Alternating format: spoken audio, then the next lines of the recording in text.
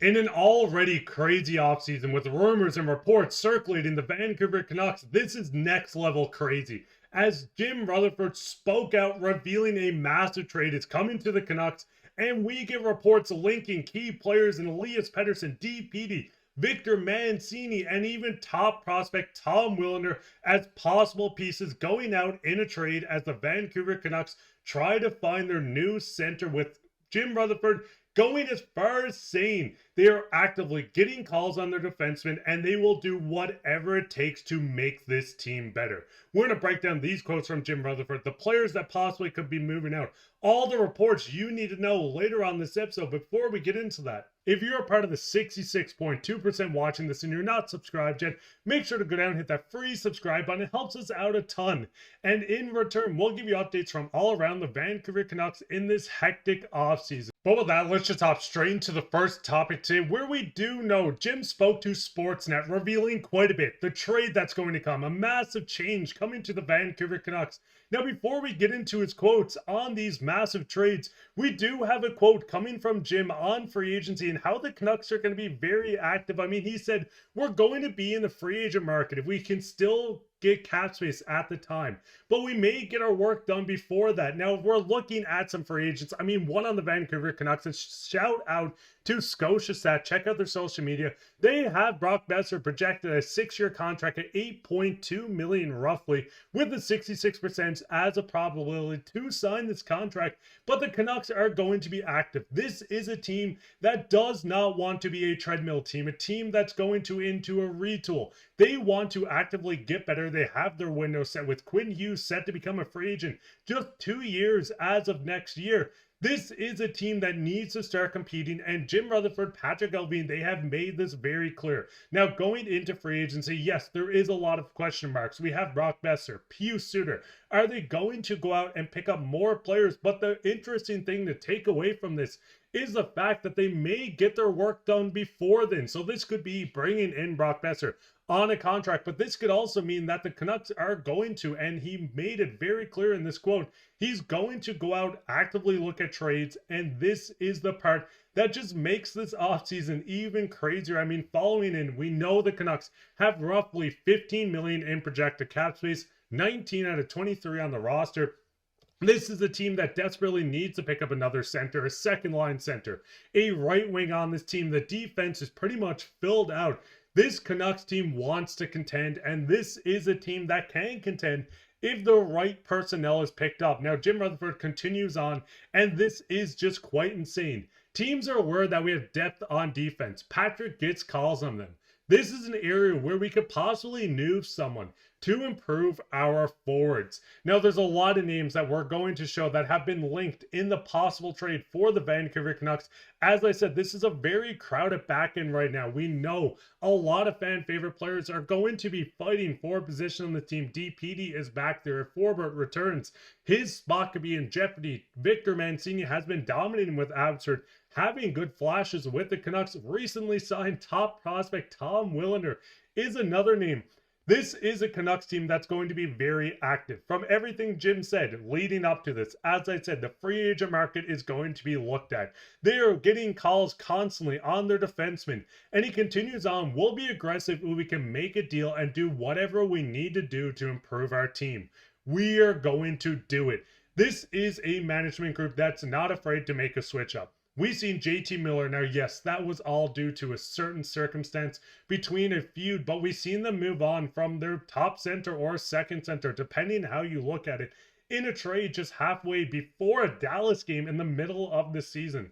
This is a team that wants to continue to compete. This is a team that's going to do everything they can to make a trade for the Vancouver Canucks. And listen, this is going to be a hectic season. As I said, the offseason's crazy. This season, there's so much relying on this Vancouver Canucks team. And as we see, Noah Strain coming out to say as well, Jim Rutherford has said the Canucks are going to be aggressive in trades this summer. How many of these assets will be in the organization next October? Victor Mancini, DPD, Tom Willander, and whoever gets picked at number 15 in the first round for the Canucks this year. I'd be shocked if it's 4. could just be 2. Now, looking at the names, listen, fans, there's a lot of guys here, and I know a lot of people are tied up on certain names in this. In my opinion, all 3 of these names, not the 15th pick, because we don't know who it is, are players I love within this organization. I mean, just starting from the top, DPD has came in and looked like a brick wall. We've seen him throwing hits. We've seen the speed. 3 points in 28 games. It might not be the flashiest, but third pairing minutes, DPD has exceeded what we expected from a 3rd round pick, 80th overall. Elias Pettersson is a guy that I would love to keep on this team. This is a guy that a lot of fans love. As I said, you had a raw piece coming in, a big body, someone that is mobile for his size. This is a hidden gem within the Canucks organization. And speaking of hidden gem, Victor Mancini is another name. I mean, Victor Mancini, a 5th round pick for the Rangers. One of the key parts coming back in the JT Miller trade. I mean, 3 points in 16 games. Well, once again, a mobile defenseman, 6'3", 230 pounds. He's playing well for Abbotsford, 2 points in 7 games. If you haven't checked out any of the Abbey Canucks games, I would highly recommend it. This is a must-watch prospect, and it doesn't even stop here, fans. The big thing is, when looking at a lot of these guys, if it's DPD, Victor Mancini, these guys are someone that was drafted in the 3rd and 5th round that has shown potential within this organization, showing their value on the 2nd and 3rd pairings, going through with the Canucks. But as you can see, the extra piece I added to the bottom, and shout out Puck Peter for this as well. But the biggest name is Tom Willander. Tom Willander recently signed with the Canucks after a very long going, and once again, another part of the crazy offseason, was recently signed by the Canucks. We're seeing that he's not going to join the Abbotsford Canucks for their playoff race, as he doesn't want to take a spot from one of their current players. But Tom Willander is regarded as one of the best defensive prospects across the entire NHL, a former 11th overall pick playing at Boston University in this past season, 24 points in 39 games. We know the feud he had with the Vancouver Canucks, and it kind of leads into how I believe this is the main piece between him and Elias Pettersson that's going to be moved on from. I mean, we've seen the feud. He took long to sign with his team. There was big arguments over how much he would be paid. They finally reached an agreement, but if this team looks at this as a situation that they don't really want to look past, and with the most value out of Tom Willander, I could see a 15th overall pick, Tom Willander, and maybe a filler player. And call me crazy, but maybe Garland gets moved on from, and I don't want Connor Garland to go. But with this cap hit, this Canucks team needs to figure something out. As I said, they have the room to make a trade. They have about $15 million without Boeser signed, Derek Forbort, or Pius Suter. If you bring back 3 of these guys, that takes up all your room, and you need to figure out how to work the cap with this.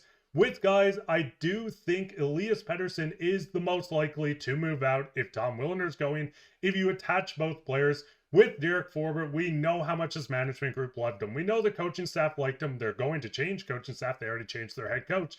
But with them changing things out, if they still want to move in the route of keeping Derek Forbort, with guys like Sawyer Minio moving up within the organization, maybe this becomes more extendable where you can move on from a prospect or a defenseman.